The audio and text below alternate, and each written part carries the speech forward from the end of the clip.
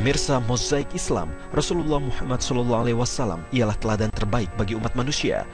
Sepeninggal beliau, para keluarga, sahabat dan umatnya yang hidup sezaman sangat kehilangan sosoknya.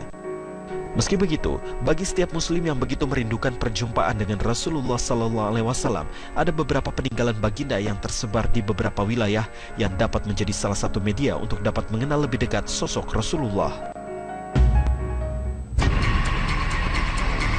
Pemirsa, Museum Topkapi di Istanbul, Turki adalah salah satu tempat yang masih menyimpan dan merawat dengan baik peninggalan Rasulullah Muhammad SAW.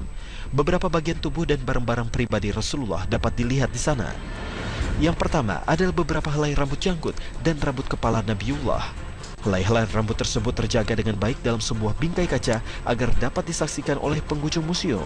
Anas bin Malik radhiyallahu anhu berkata, rambutnya ikal berombak, tidak keriting dan tidak lurus, dan terurai sebatas pundaknya.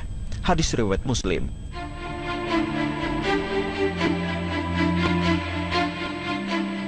Peninggalan Nabi Muhammad SAW yang lain yaitu gigi. Dua buah gigi yang tersimpan di Museum Topkapi Turki ini diyakini sebagai gigi Rasulullah SAW yang terlepas ketika Perang Uhud. Pemirsa, gigi geligi Rasulullah SAW semasa hidupnya sangat terawat dengan baik. Susunan gigi beliau rapi dan sangat indah dipandang, terutama ketika tersenyum. Rasulullah SAW mencontohkan kepada umatnya agar selalu memelihara kesehatan gigi dan mulut dengan bersiwak, atau pada masa sekarang sama dengan menggosok gigi. Tidak heran, nafas Rasulullah SAW terasa harum dan segar. Pemirsa, sosok Rasulullah SAW tidak jauh berbeda dengan sosok manusia pada umumnya di zaman ini. Terbukti dari peninggalan beliau yang berupa pakaian. Ukuran pakaian Rasulullah sama dengan ukuran pakaian rata-rata lelaki pada masa sekarang. Diriwayatkan dari Anas bin Malik radhiyallahu anhu, Rasulullah SAW bukan orang yang tinggi sekali dan tidak pula pendek, tidak juga putih sekali, tidak juga berwarna coklat. Rambutnya tidak terlalu keriting dan tidak terlalu lurus. Hadis riwayat Bukhari dan Muslim. Selain itu, jejak kaki Nabi Muhammad SAW yang diabadikan pada sebuah batu juga memperlihatkan perkiraan ukuran kaki beliau yang tidak jauh berbeda dengan ukuran kaki rata-rata laki-laki. Selain itu, Museum Topkapi juga menyimpan barang-barang yang pernah digunakan Rasulullah SAW semasa hidupnya, seperti sandal atau terompah yang terbuat dari kulit. Museum Topkapi juga menjadi tempat yang paling banyak menyimpan pedang-pedang yang pernah digunakan Rasulullah SAW dalam jihad-jihad beliau. Di antaranya yang paling terkenal adalah pedang Al-Ma'thur, yaitu sebuah pedang berukuran 99 cm dengan pegangan yang berlapis emas. Pedang ini merupakan warisan dari ayahanda Nabi, yaitu Abdullah bin Abdul Muthalib yang namanya tertulis di dekat pegangan pedang. Kemudian dengan pedang Al-Batar yang panjangnya 101 cm. Pedang ini merupakan ghanimah atau harta rampasan perang dari Bani Qoinaqo. Selain itu, ada juga pedang Al-Qulai dan Al-Hatif yang sama-sama diperoleh dari Bani Qoinaqo. Kemudian ada Al-Mikdam. Beberapa riwayat menyebutkan bahwa pedang ini diwariskan Rasulullah SAW kepada Ali bin Abi Thalib.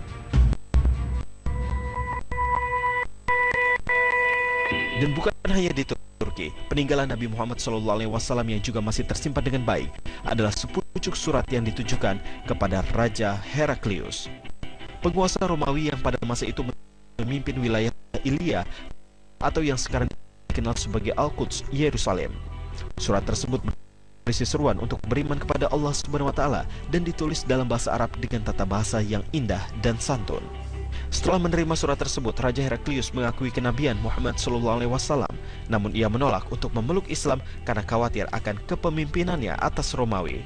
Kini surat tersebut berada di Museum Masjid Raja Hussein, kota Amman, Yordania.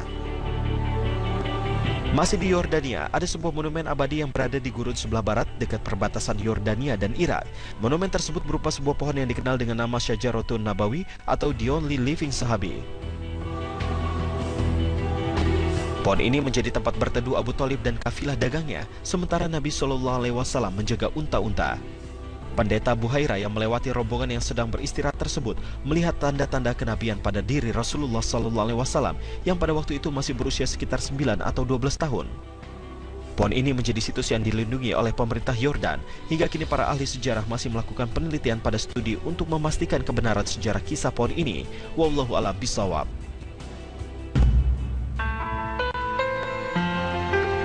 Pemirsa, meski Rasulullah SAW telah lama tiada dan kita belum pernah bertemu dengan sosoknya, namun sesungguhnya Rasulullah SAW sangat dekat dengan umatnya pada masa kapanpun. Dan sesungguhnya kerinduan umat Muslim kepada Rasulullah SAW selalu terobati dengan memperbanyak sholawat.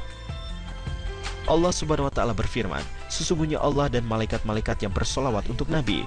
Hai orang-orang yang beriman, bersolawatlah kamu untuk Nabi dan ucapkanlah salam penghormatan kepadanya. Al-Quran Surat Al-Ahzab ayat 56. Maka bersalawatlah ketika kerinduan kepada Rasulullah hadir dalam hati kita, dan jalanilah hidup seperti perintah Allah dan Rasulnya, karena sesungguhnya Rasulullah selamanya mencintai dan menyayangi umatnya hingga akhir zaman kelak.